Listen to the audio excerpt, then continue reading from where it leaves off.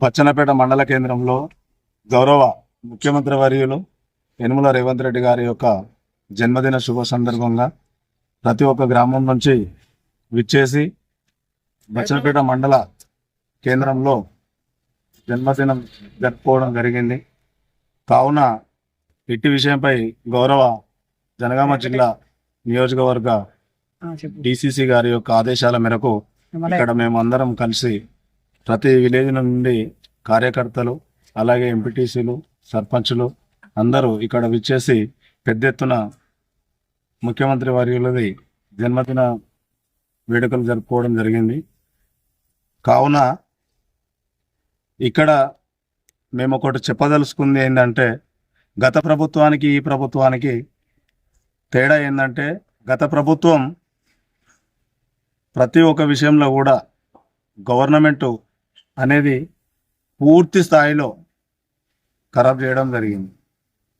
ఇక్కడ మేము మా ప్రభుత్వం వచ్చిన తర్వాత ఏదైతే మా రేవంత్ రెడ్డి గారు 6 పథకాలు అమలు చేయడం జరిగిందో దాంట్లో ప్రతి ఒక్కటి మేము నెరవేర్చడం జరిగింది. ఇంతకంటే మేము ఎక్కువ చెప్పదలుచుకోలేదు. 100% మా ప్రభుత్వం మాట అంటది, ఆ మాటకు కట్టుబడి ఉంటుంది. పనులు చేసేట్లలో ముందుంటుంది, వాళ్ళు ఖరాబ్ చేసేట్లో ముందుంటారు బీఆర్ఎస్ వాళ్ళు.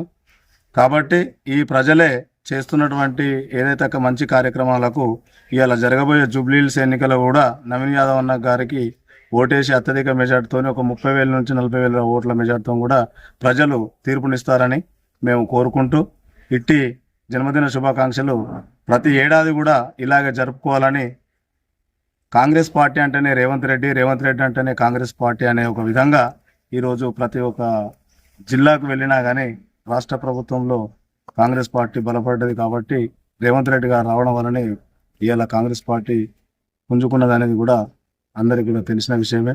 కాబట్టి ఇక్కడ విచ్చేసినటువంటి అందరికీ హృదయపూర్వక ధన్యవాదాలు ముఖ్యమంత్రి యనుమల రేవంత్ రెడ్డి గారి పుట్టినరోజు సందర్భంగా ఈ రోజు బచ్చన్నపేటలో ఘనంగా జన్మదిన వేడుకలు చేశాము.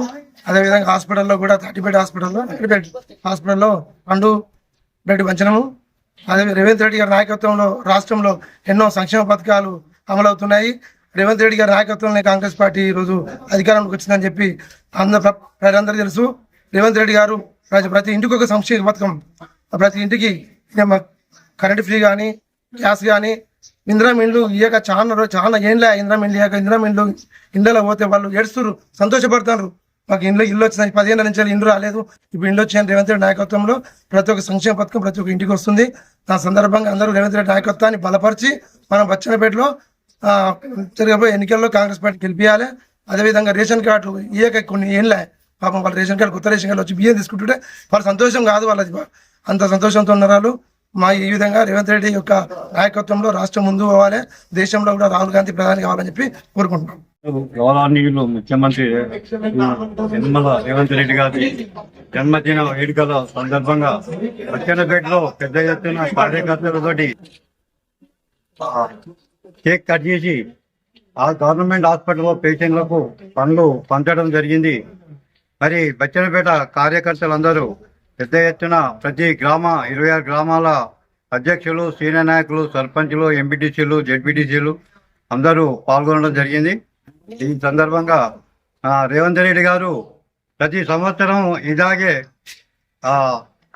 ఎన్నో వేడుకలు జరిపిస్తామని కోరుతూ ఈ ఫ్రీ బస్ కానీ, ఫ్రీ కరెంటు కానీ, రైతు భరోసా కానీ, ఆత్మీయ భరోసా, ఇందిరం ఇండ్లు, రేషన్ కార్డులు 10 సంవత్సరాలు గత సంవత్సరంలో కాంగ్రెస్ గవర్నమెంట్ ఉన్నప్పుడు ఇచ్చిన రేషన్ కార్డులు, ఇందిరం ఇండ్లు బీఆర్ఎస్ ప్రభుత్వంలో 10 సంవత్సరాలు ఇయ్యలేనటువంటి పేద ప్రజలకు రేషన్ కార్డులు మరియు ఇందిరం ఇండ్లు ఎన్నో రకాల కూడా అన్ని విధాల రైతులకు కానీ ప్రజలకు కానీ రేవంత్ రెడ్డి గవర్నమెంట్లో ఇది ఇందిరమ్మ పాలన, ఇది ప్రజాపాలన.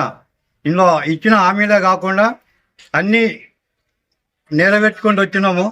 రేవంత్ రెడ్డి గారికి రేషన్ కార్డు ముఖ్యంగా ఏంటంటే పెళ్లిళ్ళై పిల్లలైన కుటుంబాలు పెరిగిపోయినా కానీ ఇంతవరకు రేషన్ కార్డు లేదు. సన్న బియ్యం రేషన్ కార్డుతో పాటు సన్న బియ్యం కూడా ఇవ్వడం జరిగింది.